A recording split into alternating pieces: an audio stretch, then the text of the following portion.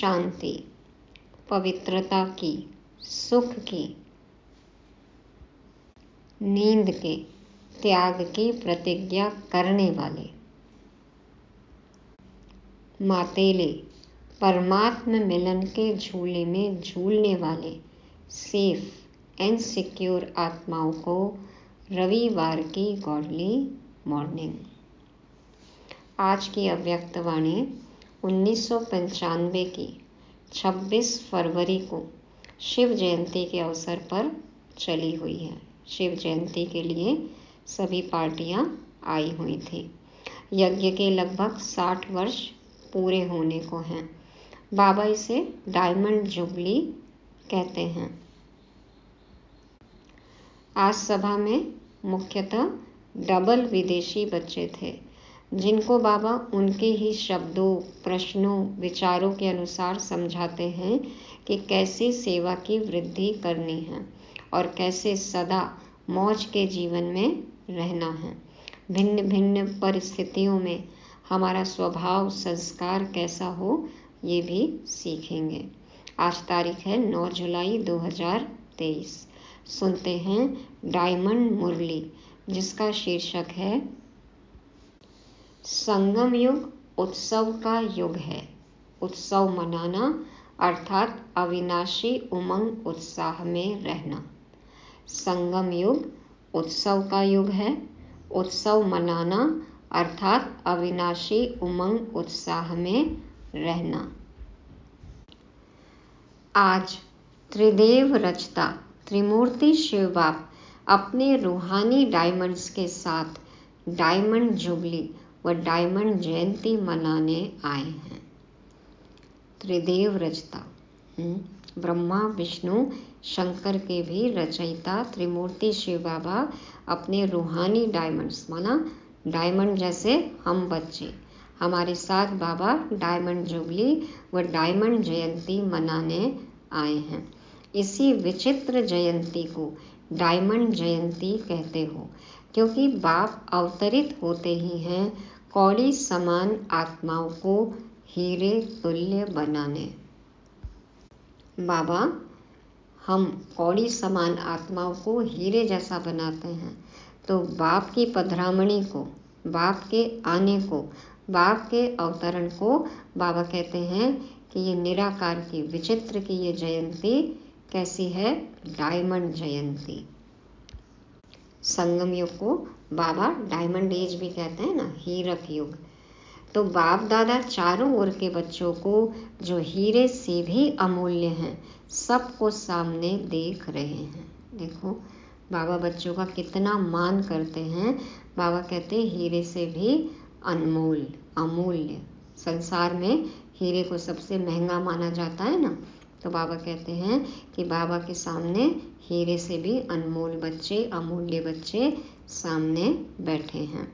बाप दादा के आगे सिर्फ मधुबन की सभा नहीं है, लेकिन विश्व के चारों ओर के ब्राह्मण बच्चों की सभा है, जो सामने बैठे हैं साकार रूप में, और आकारी अव्यक्त रूप से बाबा पूरे संसार के बच्चों को देख रहे हैं। संसार के विभिन्न देशों में जो बाबा के बच्चे हैं, जो ब्राह्मण बने हैं, बाबा कहते हैं पूरी सभा को बाबा इमर्ज करके अनुभव कर रहे हैं, देख रहे हैं। सबके दिल के मुबारक के स्नेह भरे गीत कहो, बोल कहो, बाप समीप से सुन रहे हैं। सभी बाबा के गीत गाते, मुबारक दे रहे हैं, बधाइयाँ देते। बाबा कहते बाबा सबको सुन रहे हैं। दिल का आवाज़ दिलाराम के पास पहले पहुंचता है। हम दिल से कुछ भी कहते तो बाबा दिल को आराम देने वाला दिलाराम सबसे पहले हमारी बात सुन लेते हैं। तो बाप दादा देख रहे हैं कि बच्चों के सेवा का प्रत्यक्ष प्रमाण चारों ओर से मधुबन बाप के स्वीट होम तक पहुंच रहा है। वैसे भी शिव जयंती को उत्सव कहते हैं। सब कितने गिफ्ट्स, कार्ड्स भेजते हैं ना। बाबा आते हैं, सब लेटर भेजते हैं, समाचार भेजते हैं। तो बाबा कहते हैं सबके पत्र यहाँ पहुँच रहे हैं, सबके समाचार पहुँच रहे हैं स्वीट होम में। और शिव जयंती तो वैसे ही उत्सव है ना, त्योहार है अपने आप में। यथार्थ रीति से उत्सव आप ब्राह्मण ही मनाते हो, क्योंकि उत्सव का अर्थ ही है सर्व उत्साह उमंग में रहे। उत्सव माना सदा उमंग उत्साह में रहे सब बच्चे। तो आप भी जो बैठे हो, सभी के दिल में उत्साह और उमंग कितना है? अविनाशी है या आज के लिए है? अविनाशी है ना, इसलिए बाप दादा इस श्रेष्ठ संगम युग को उत्सव का युग कहते हैं। हर दिन आपके लिए उत्साह संपन्न है, हर दिन उत्सव है। संगम युग का हर एक दिन, हर एक पल हमारे लिए उत्सव समान है। इसलिए बाबा कहते हैं सदा उमंग उत्साह में रहना है। जो गायन है, आप लोग टॉपिक रखते हो अनेकता में एकता, तो प्रैक्टिकल में अनेक देश, अनेक भाषाएं, अनेक रूप रंग, लेकिन अनेकता में भी सबके दिल में एकता है ना।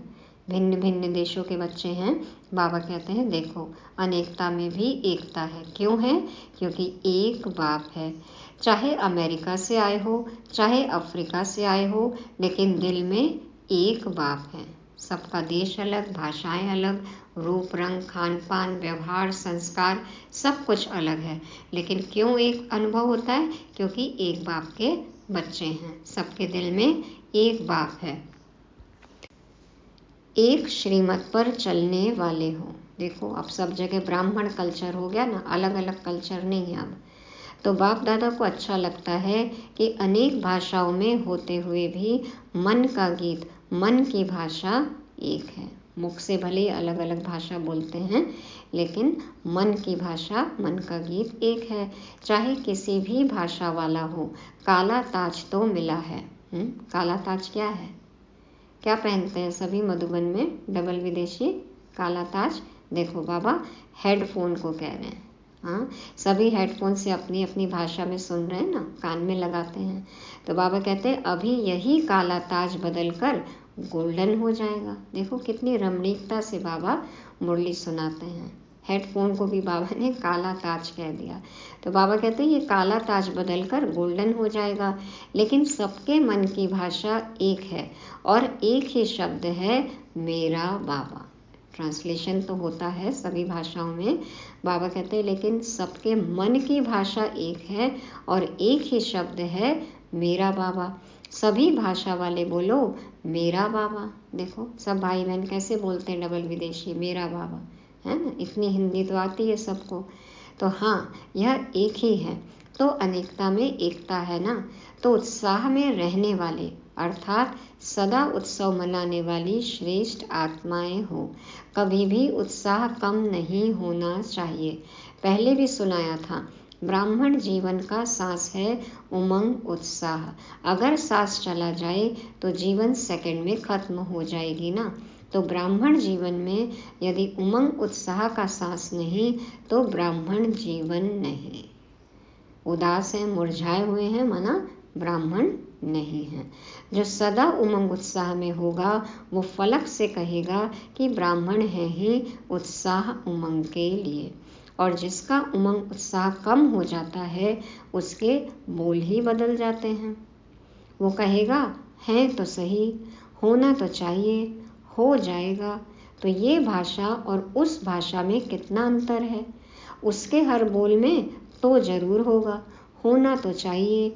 तो ये जो तो होता है ना, ये उमंग उत्साह का प्रेशर कम होने से ही ऐसे बोल, कमजोरी के बोल निकलते हैं।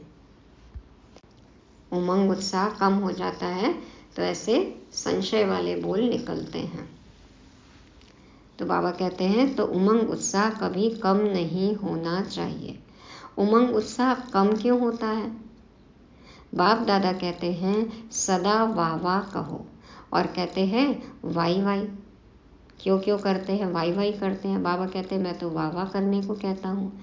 अगर कोई भी परिस्थिति में वाई शब्द आ जाता है तो उमंग उत्साह का प्रेशर कम हो जाता है। प्रश्न आ जाता है मन में तो उमंग उत्साह कम हो जाता है। बाप दादा ने अगले साल भी विशेष डबल फॉरेनर्स को कहा था कि वाई शब्द को ब्राह्मण डिक्शनरी में चेंज करो। जब वाई शब्द आए तो फ्लाई शब्द याद रखो, तो वाई खत्म हो जाएगा। फ्लाई माने उड़ना, वाई माने क्यों, तो क्यों को छोड़कर उड़ो। बाबा कहते हैं वाई को छोड़ो, फ्लाई करो। कोई भी परिस्थिति छोटी भी जब बड़ी लगती है तो वाई शब्द आता है, ये क्यों, ये क्या। और फ्लाई कर लो तो परिस्थिति क्या होगी, ऊपर उड़ गए तो परिस्थिति क्या होगी, छोटा सा खिलौना। तो जब भी वाई शब्द मन में आवे तो कहो ब्राह्मण डिक्शनरी में वाई शब्द नहीं है, फ्लाई है, क्योंकि वाई वाई हाय हाय करा देता है। बाप दादा को भी हंसी आती है। एक तरफ कहेंगे नहीं, हमारे जैसा श्रेष्ठ भाग्य किसका नहीं है। अभी अभी यह कहेंगे और अभी अभी उत्साह कम हुआ तो कहेंगे पता नहीं मेरा भाग्य ही ऐसा है, मेरे भाग्य में इतना ही है। तो हाय हाय हो गया ना। तो जब भी हाय हाय का नज़ारा आवे तो वाह वाह कर लो, तो नज़ारा भी बदल जाएगा और आप भी बदल जाएंगे।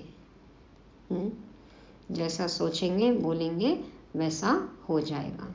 बाबा ने कहा कि हाय हाय का नज़ारा आए तो वाह वाह कर लो, नज़ारा बदल जाएगा और आप भी बदल जाएंगे। तो ये प्रयोग करना चाहिए। डबल विदेशी आजकल पॉजिटिव थिंकिंग का कोर्स कराते हो ना, सभी विदेश में विशेष कोर्स यह कराते हो, तो अपने को भी कराते हो या दूसरों को कराते हो। जिस समय कोई ऐसी परिस्थिति आ जाए तो अपने को ही स्टूडेंट बनाकर खुद को ही टीचर बन करके अपने को यह कोर्स कराओ। अपने को करा सकते हो या सिर्फ दूसरे को करा सकते हो। दूसरे को कराना सहज है, ज्ञान देना, ज्ञान सुनाना बहुत सहज है। जब यह नेचुरल स्थिति हो जाए कि हर व्यक्ति को बात को पॉजिटिव वृत्ति से देखो, सुनो या सोचो, तो कैसी स्थिति रहेगी। जब ये हमारा नेचुरल नेचर बन जाए कि हर चीज़ में हम पॉजिटिव ही देखते हैं, तो बाबा कहते हैं सोचो कैसी स्थिति रहेगी। आजकल के साइंस द्वारा भी ऐसे साधन निकले हैं जो रफ माल को भी बहुत सुंदर रूप में बदल देते हैं। देखा है ना, क्या से क्या बना देते हैं। कचरे को देखो रिसाइकल करके कितनी अच्छी अच्छी चीज़ें बना देते हैं। रफ रहती है उसको घिस के पॉलिश करके देखो कितना सुंदर डायमंड बना देते हैं। तो बाबा कहते हैं तो आपकी वृत्ति क्या ऐसा परिवर्तन नहीं कर सकती। देखा है ना कि वो क्या से क्या बनाते हैं, तो क्या आपकी वृत्ति ऐसा परिवर्तन नहीं कर सकती। आवे नेगेटिव रूप में, लेकिन आप नेगेटिव को पॉजिटिव वृत्ति से बदल दो। प्रैक्टिकल लाइफ में यही करना है।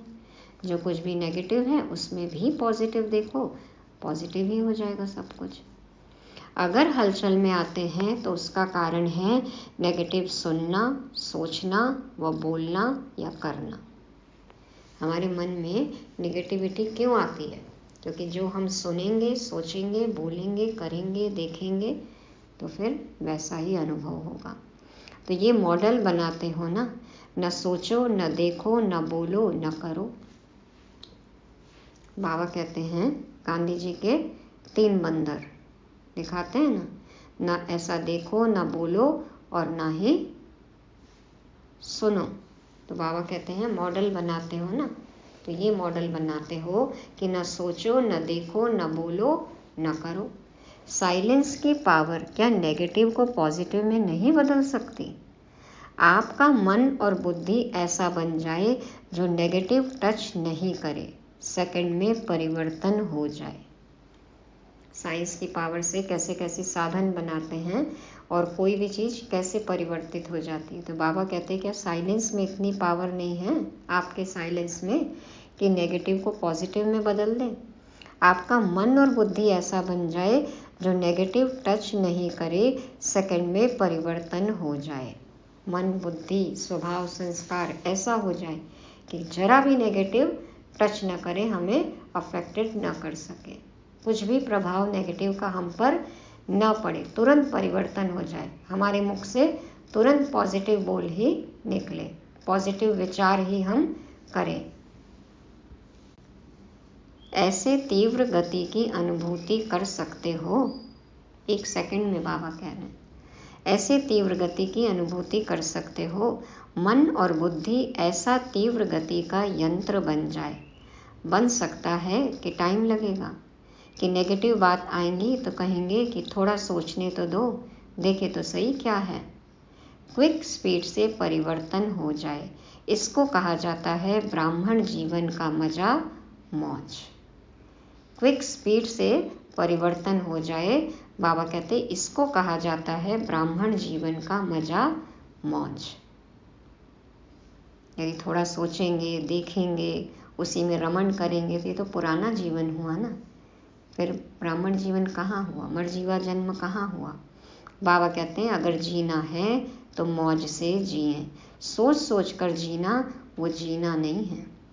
आप लोग औरों को कहते हो कि राजयोग जीने की कला है, तो आप लोग राजयोगी जीवन वाले हो ना, कि कहने वाले हो।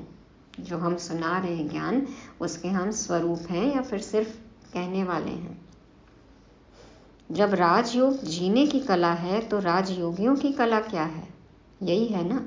तो उत्सव मनाना अर्थात मौज में रहना।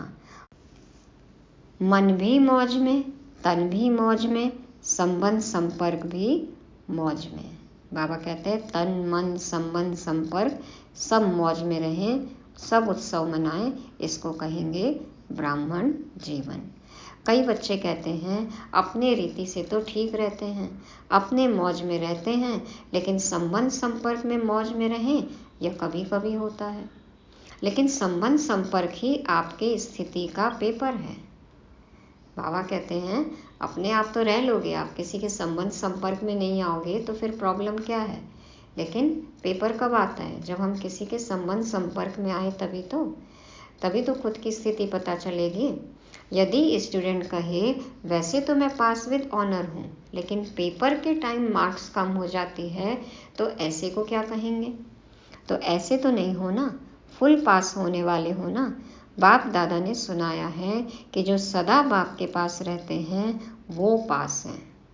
जो सदा बाप के पास हैं, समीप हैं, करीब हैं, बाबा कहते वही पास हैं। पास नहीं रहते तो पास नहीं है। बाबा के साथ नहीं है, बाबा के पास नहीं है तो फिर फेल ही होंगे ना। तो सदा कहाँ रहते हो? दूर रहते हो, पास नहीं रहते हो। डबल विदेशियों को तो डबल पास होना चाहिए ना। अच्छा, बाबा कहते हैं डबल विदेशियों को तो डबल पास होना चाहिए। तो बाबा के पास रहना है और पास होना है, अव्यक्त बाप दादा के पास रहना है। तो डबल विदेशियों ने इस बारी हाई जंप लगा दी है। मधुबन में हाई जंप लगाकर पहुंच गए हैं। हर वर्ष से इस बार बाबा कहते कि डबल विदेशी ज़्यादा संख्या में मधुबन आए हुए थे, इसलिए बाबा ने कहा कि हाई जंप लगाकर पहुंचे हैं। अच्छा, डबल विदेशियों को भी कईयों को पट रानी बनने का चांस तो अच्छा मिला है ना। पट पर सोना, नीचे सोना जमीन पर। तो बाबा कहते हैं पट रानी बनने में मज़ा है कि नहीं? आप लोगों की तो अटैची इतनी है जो उस पर ही सो सकते हैं, क्योंकि एक बड़ी लाते हैं, एक छोटी लाते हैं, तो छोटी को तकिया बनाओ। एक चेक इन करते हैं और एक हैंड कैरी रहती है ना, साइज़ कितना बड़ा रहता है सूटकेसेस का। तो बाबा कहते हैं कि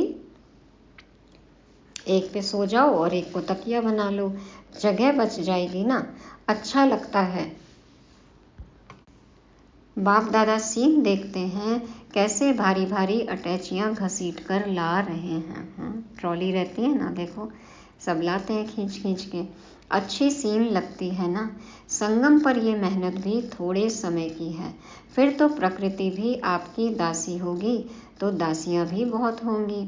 फिर आपको सामान उठाने की ज़रूरत नहीं। अभी अपना राज्य स्थापन हो रहा है, इस समय गुप्त वेश में हो, सेवाधारी हो, फिर राज्य अधिकारी बनेंगे। तो सेवाधारियों को तो सब प्रकार की सेवा करनी पड़ती है। अनुभव है ना, मधुबन में हर प्रकार की सेवा देखो सेवाधारी करते हैं। जितनी अभी तन मन धन और संपर्क से सेवा करते हो, उतना ही वहाँ सेवाधारी मिलेंगे। जो यहाँ जितनी सेवा करेगा, बाबा कहते हैं, उसको उतने ही सेवाधारी माना दास दासियाँ मिलेंगे। सबसे पहले तो ये प्रकृति के 5 ही तत्व आपके सेवाधारी बनेंगे। प्रकृति हमारी दासी होगी, सहयोगी होगी। अपना राज्य भाग्य स्मृति में है ना, कितने बारी राज्य अधिकारी बने हैं, अनगिनत बार बने हैं और बनते ही रहेंगे। लेकिन राज्य अधिकारी से भी अब का सेवाधारी जीवन श्रेष्ठ है, क्योंकि अभी बाप और बच्चों का साथ है। सतयुग से भी अच्छा जीवन कब का है? अभी का ब्राह्मण जीवन, संगम युगी ब्राह्मण जीवन, मौजों का युग। क्यों? क्योंकि बाबा साथ है। चाहे किसी भी प्रकार की सेवा है, लेकिन सेवा का प्रत्यक्ष फल अभी मिलता है। बाप का स्नेह, सहयोग और बाप द्वारा मिले हुए खजाने प्रत्यक्ष फल के रूप में मिलते हैं। बाबा का प्यार, परिवार का प्यार, सहयोग और बाप द्वारा मिले हुए खजाने, नवनिधि, है ना, बाबा कहते हैं प्रत्यक्ष फल के रूप में अभी मिलते हैं। कितनी दुआएं मिलती हैं, परमात्मा दुआएं। जब भी कोई विशेष सेवा करते हो और युक्ति युक्त सेवा करते हो तो कितनी खुशी होती है। उस समय के चेहरे का फोटो निकालो तो कैसा होता है। तो एक तरफ सेवा करते हो, दूसरे तरफ प्रत्यक्ष फल आपके लिए सदा तैयार है ही है। सेवा करते ही फल अनुभव होता है ना। एक हाथ से सेवा करो, दूसरे हाथ से फल खाओ। ऐसे अनुभव होता है कि सेवा में बड़ी मेहनत है। सेवा में हलचल होती है या नहीं? कभी कभी होती है। ये हलचल ही परिपक्व बनाती है, अनुभवी बनाती है। बाबा कह रहे हैं कोई भी परिस्थिति हलचल आती है तो हमें सिखाती है, अनुभवी बनाती है, मैच्योर बनाती है, परिपक्व बनाती है। हलचल में इसीलिए आते हो जो सिर्फ वर्तमान को देखते हो। एक काल को देखेंगे तो हलचल अनुभव होगी, लेकिन वर्तमान में छिपा हुआ भविष्य जो है वो स्पष्ट नहीं दिखाई देता है, इसलिए हलचल में आ जाते हैं। जरूर इसमें भी कुछ न कुछ कल्याण है, ऐसा सोचना चाहिए। ऐसा होता भी है, अनुभव भी है ना, कि उस समय हलचल में आते हैं लेकिन बाद में पता चलता है, बाद में मुंह से निकलता है अच्छा ही हुआ कि ऐसा हुआ था, है ना। तो बाबा कहते हैं एक ही काल को देखते हो, इसलिए हलचल में आते हो, क्योंकि वर्तमान में छिपा हुआ भविष्य जो है वो स्पष्ट नहीं दिखाई देता है, इसलिए हलचल में आ जाते हैं। कोई भी बड़े से बड़ी नाजुक परिस्थिति वास्तव में आगे के लिए बहुत बड़ा पाठ पढ़ाती है। परिस्थिति नहीं है, लेकिन वह आपकी टीचर है। हमारे साथ जो कुछ भी होता है उससे हमें हमेशा कुछ न कुछ सीखने मिलता है। तो बाबा कहते हैं कि परिस्थिति आपकी टीचर है। उस नज़र से देखो कि इस परिस्थिति ने क्या पाठ पढ़ाया। इसको कहा जाता है नेगेटिव को पॉजिटिव में परिवर्तन करना। जो हुआ अभी अच्छा नहीं लग रहा है, फिर भी उससे सीख लेनी है, आगे बढ़ना है। बाबा कहते हैं नेगेटिव को पॉजिटिव में ये है परिवर्तन करना। सिर्फ परिस्थिति को देखते हो तो घबरा जाते हो, और परिस्थिति माया द्वारा सदा नए नए रूप से आएगी। वैसे ही नहीं आएगी, जिस रूप में आ चुकी है उस रूप में नहीं आएगी, नए रूप में आएगी। क्योंकि उसी रूप में आई तो उसके तो हम आदी हो गए ना, पहचान लिए हमको आइडिया भी हो गया कि कैसे पार करना है। लेकिन बाबा कहते हैं नए नए रूप में आती है। नथिंग न्यू होता है, लेकिन वो हमारे साथ 5000 साल पहले हुआ, हमें याद नहीं होता। तो इस कल्प में तो हमें नया ही लगेगा ना। तो बाबा कहते हैं कि नए रूप में आएगी, तो उसमें घबरा जाते हैं। ये तो नई बात है, ये तो होता नहीं है, ये तो होना नहीं चाहिए। लेकिन समझ लो कि माया अंत तक बहुरूपी बन बहुरूप दिखाएगी। ये लाइन याद रखना है। भगवान उवाच है, शिव भगवान उवाच, कि माया अंत तक बहुरूपी बन बहुरूप दिखाएगी। माया को बहुरूपी बनना बहुत जल्दी और अच्छा आता है। जैसे आपकी स्थिति होगी ना, वैसी परिस्थिति बनाकर आएगी। जिस सब्जेक्ट में कमजोर हैं उसी में पेपर आएगा। बाबा कहते जैसी आपकी स्थिति होगी वैसी परिस्थिति बनाकर आएगी। आज मानो आप थोड़ा सा अलबेले जीवन में हो तो माया भी उसी अलबेले परिस्थिति के रूप में आएगी। आज मूड थोड़ी ऑफ है, जैसे होनी चाहिए वैसे नहीं है, तो मूड ऑफ की परिस्थिति के रूप में ही आएगी।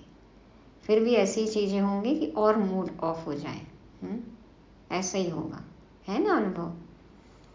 गिरते हैं तो बार बार ही गिरने लगते हैं, फिसले एक बार तो कई बार फिसलते हैं। ऐसे मन का भी है। तो बाबा कहते हैं फिर सोचते हैं कि पहले ही मैं सोच रही थी, फिर ये क्या हुआ। इसलिए माया को देखने के लिए, जानने के लिए त्रिकालदर्शी और त्रिनेत्री बनो। आगे पीछे सामने त्रिनेत्री बनो। तीनों कालों को देखना है, आदि मध्य अंत, और भूतकाल, वर्तमान और भविष्य काल। तो बाबा कहते हैं माया को देखने के लिए, जानने के लिए त्रिकालदर्शी और त्रिनेत्री बनो। ज्ञान के इस तीसरे नेत्र से देखना है, नेगेटिव को पॉजिटिव में बदलना है। बाबा कहते हैं यही है ब्राह्मण जीवन। आप सभी त्रिनेत्री और त्रिकालदर्शी हो ना। डबल फॉरेनर्स त्रिकालदर्शी हैं? यस और नो? सब बोलो, हाँ जी या ना जी। सभी हाँ करेंगे। अपनी भाषा से तो ये अच्छा बोलते हो। सब खुश हो? हाँ जी। इतने बड़े संगठन में मजा आ रहा है? हाँ जी। कोई यह तो नहीं सोच रहे हैं कि अगले वर्ष भीड़ में नहीं आएंगे, थोड़ा पीछे आएंगे। संगठन का मजा भी प्यारा है। वैसे आना तो प्रोग्राम प्रमाण ही, ज़्यादा नहीं आना, लेकिन आदत ऐसी होनी चाहिए जो सब में एडजस्ट कर सके। एडजस्ट करने की पावर सदा विजयी बना देती है। सबकी संख्या तो निश्चित होती है ना हर टर्न में, लेकिन मान लो कभी ज़्यादा भी आ गए तो बाबा कहते हैं एडजस्ट करना सीखो। एडजस्ट करने की पावर हो तो सदा विजयी बना देती है। ब्रह्मा बाप को देखा तो बच्चों से बच्चा बनकर एडजस्ट हो जाता, बड़ों से बड़ा बनकर एडजस्ट हो जाता। चाहे बैगरी लाइफ, चाहे साधनों की लाइफ, दोनों में एडजस्ट होना और खुशी खुशी से होना, सोच कर नहीं। यहाँ दुखी तो नहीं होते हो, लेकिन खुशी के बजाय थोड़ा सोच में पड़ जाते हो, ये क्या हुआ, कैसे हुआ। तो सोचने वाले को एडजस्ट होने के मज़े में कुछ समय लग जाता है। एक होता है फट से सब कुछ स्वीकार कर लेना, एडजस्ट हो जाना।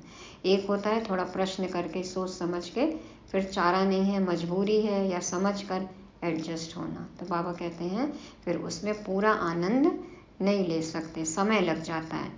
अपने को चेक करो कि कैसी भी परिस्थिति हो, चाहे अच्छी हो चाहे हिलाने वाली हो, लेकिन हर समय, हर सर्कमस्टांस के अंदर अपने को एडजस्ट कर सकते हैं। कोई कैसा भी हो, परिस्थिति कैसी भी हो, एडजस्ट कर सकते हैं। चेक करो। डबल फॉरेनर्स को अकेलापन भी अच्छा लगता है और कंपेनियन भी बहुत अच्छे लगते हैं। कहते हैं ना कंपनी भी चाहिए, फिर साथ साथ कहते हैं स्पेस भी चाहिए अपना। लेकिन कंपनी में हो या अकेले हो, दोनों में एडजस्ट होना, ये है ब्राह्मण जीवन। और हम क्या सोचते हैं, अब भीड़ भाड़ अच्छी नहीं लगती, लौकिक बातें अच्छी नहीं लगती, लौकिक जीवन अच्छा नहीं लगता। हाँ, रहना तो इन्हीं के बीच में है ना, प्रभावित नहीं होना है सबसे। हमको बुद्धि से कहाँ रहना है, ये तो हमारे हाथ में है ना। तो बाबा कहते हैं कंपनी में हो या अकेले हो, दोनों में एडजस्ट होना, ये है ब्राह्मण जीवन। ऐसे नहीं संगठन हो और माथा भारी हो जाए, नहीं, मुझे एकांत चाहिए, ये घमसान में नहीं, मुझे अकेला चाहिए। मन अकेला अर्थात बाहर मुक्ता से अंतर्मुख में चले जाओ तो अकेलापन है। कई बार होता है ना, भीड़ में रहते हुए भी हम एकांत का अनुभव कर सकते हैं, और कई बार एकांत में रहते हुए भी मन में बहुत शोर है। तो बाबा कहते हैं मन अकेला अर्थात बाहर मुक्ता से अंतर्मुख में चले जाओ तो अकेलापन है। कोई कहते हैं ना अकेला कमरा चाहिए, दो भी नहीं चाहिए, सिंगल ऑक्यूपेंसी रूम। अकेला मिले तो भी मौज से सो, और 10 के बीच में भी सोना हो तो मौज से सो। कहीं भी सो, खर्राटे आने चाहिए, है ऐसा। बाबा कहते हैं अकेला मिले तो भी मौज से सो, और 10 के बीच में भी सोना हो तो मौज से सो। फॉरेनर्स 10 के बीच में सो सकते हैं कि मुश्किल है? सो सकते हैं? हाँ जी। अच्छा, अभी अगले वर्ष 20-20 को सुलाएंगे। देखो बाबा कैसी रमणीकता से बच्चों से बात कर रहे हैं कि अभी तो आपने 10 के लिए हाँ किया ना, ठीक है, अगली बार आओगे तो 20-20 वाले का जो कमरा है उसमें सुलाएंगे। देखो समय बदलता रहता है और बदलता रहेगा। दुनिया की हालतें नाजुक हो रही हैं और भी होंगी, होनी ही है। अभी सिर्फ एक स्थान पर अलग अलग होती है, आखिर में सब तरफ इकट्ठी होगी। अभी तो संसार के अलग अलग देशों में थोड़ा थोड़ा कहीं कुछ होता है। बाबा कहते हैं फिर अंत में तो एक साथ होगा। तो नाजुक समय तो आना ही है। समय नाजुक हो लेकिन आपकी नेचर नाजुक नहीं हो। समय तो नाजुक आना ही है। बाबा कहते हैं आपकी नेचर, आपका स्वभाव संस्कार जो है वो नाजुक नहीं हो। कईयों की नेचर बहुत नाजुक होती है ना, थोड़ा सा आवाज़ हुआ, थोड़ा सा कुछ हुआ तो डिस्टर्ब हो गए। इसको कहते हैं नाजुक स्थिति, नाजुक नेचर। तो नाजुक नेचर नहीं हो, जैसा समय वैसा अपने को एडजस्ट कर सको। ये अभ्यास आगे चलकर आपको बहुत काम में आएगा, क्योंकि हालतें सदा एक जैसी नहीं रहनी है।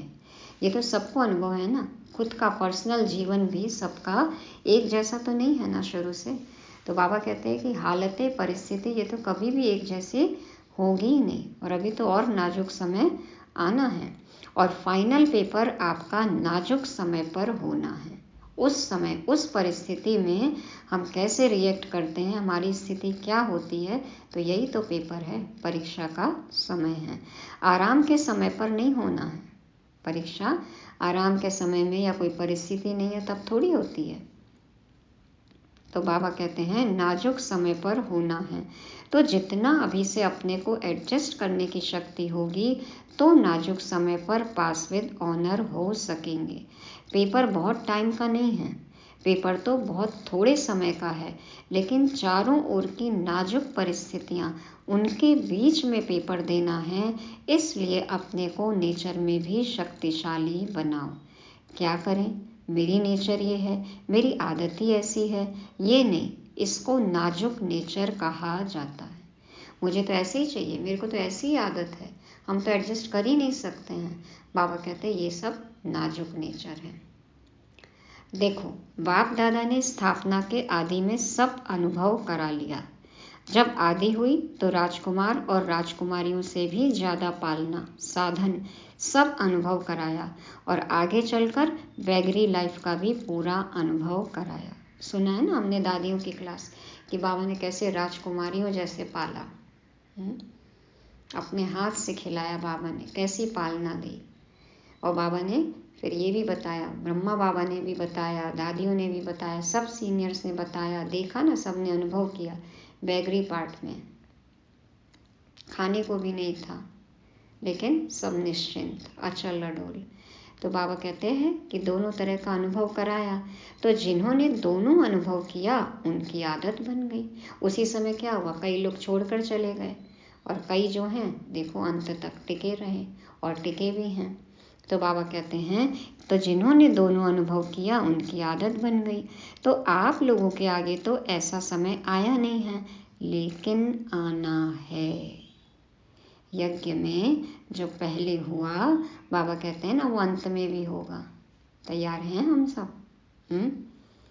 साक्षात्कार भी होगा। हम ये तो सुन के बहुत खुश होते हैं कि जो साक्षात्कार का पार्ट हमने मिस किया तो वो बाबा फिर कराएंगे अंत में, लेकिन वैगरी पार्ट भी तो आया था ना, नाजुक समय भी आया था। तो क्या उस नाजुक समय के लिए हम तैयार हैं? बाबा कहते हैं तो आप लोग के आगे तो ऐसा समय आया नहीं है, लेकिन आना है। जहाँ भी रहते हो सभी हिलने हैं, सब आधार टूटने हैं।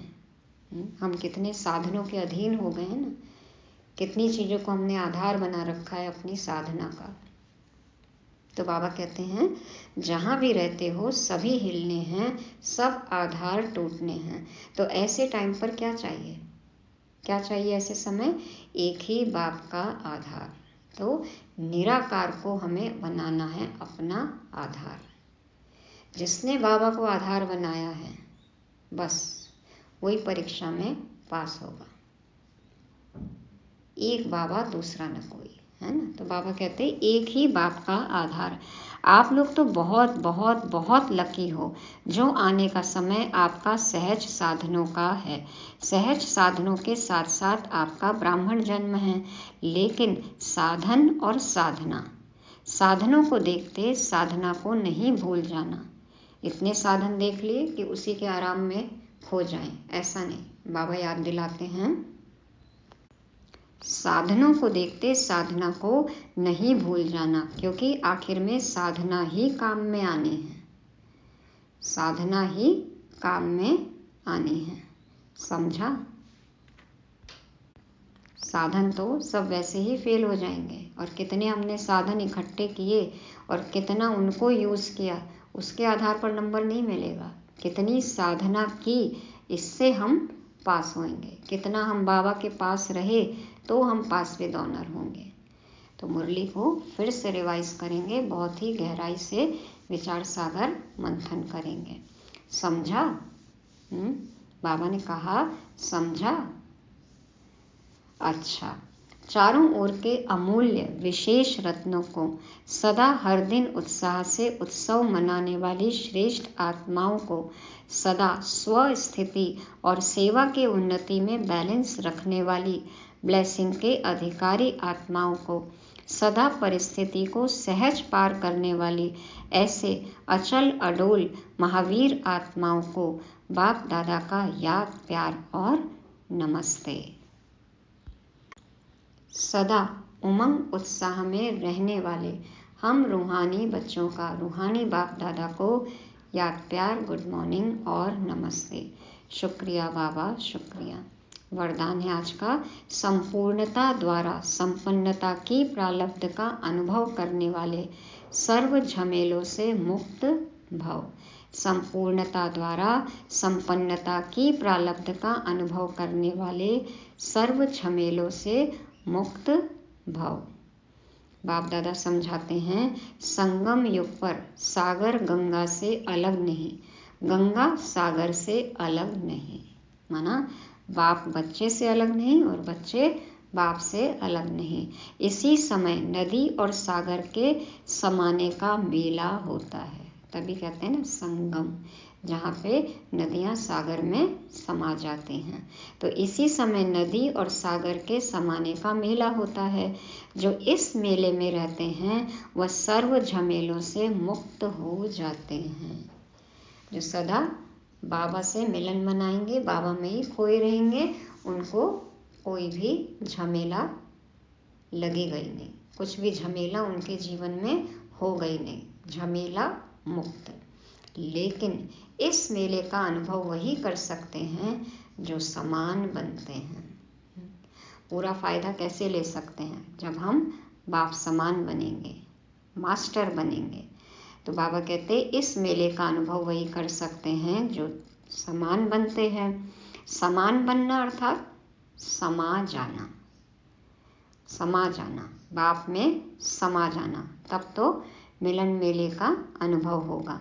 जो सदा स्नेह में समाये हुए हैं वह संपूर्णता और संपन्नता की प्रारब्ध का अनुभव करते हैं। स्नेह सागर में जो समाये रहेंगे, बाबा कहते हैं वही संपूर्ण और संपन्न बनेंगे।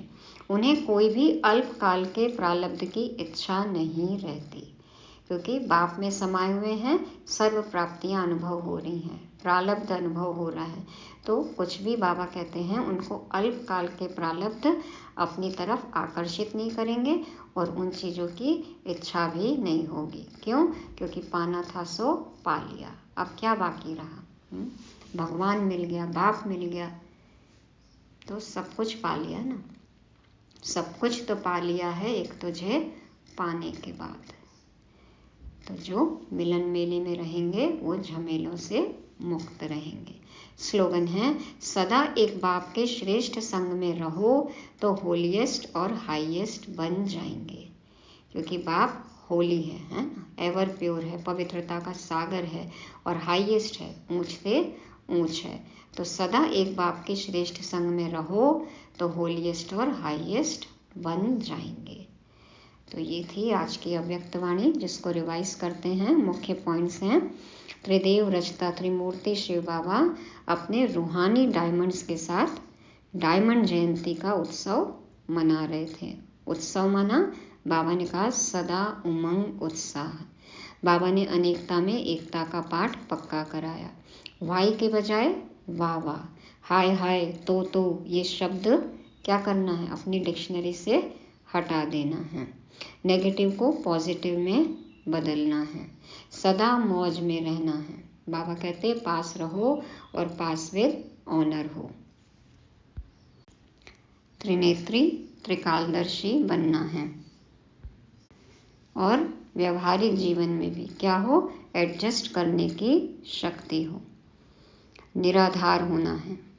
कोई भी साधन उसका आधार नहीं, कोई व्यक्ति किसी का भी आधार नहीं। तो निराधार शक्तिशाली बनना है। सिर्फ एक बाबा ही मेरा आधार। साधन और साधना का बैलेंस भी रखना है। और सर्व झमेला मुक्त बनने का वरदान मिला। हाईएस्ट और होलीएस्ट कैसे बनेंगे, जब बाबा की कंपनी में रहेंगे। तो श्रेष्ठ संग में रहना है। पूरी मुरली से स्वमान लेंगे, मैं सदा उमंग उत्साह में रहने वाली डायमंड आत्मा हूँ। मैं सदा उमंग उत्साह में रहने वाली डायमंड आत्मा हूँ। ओम शांति।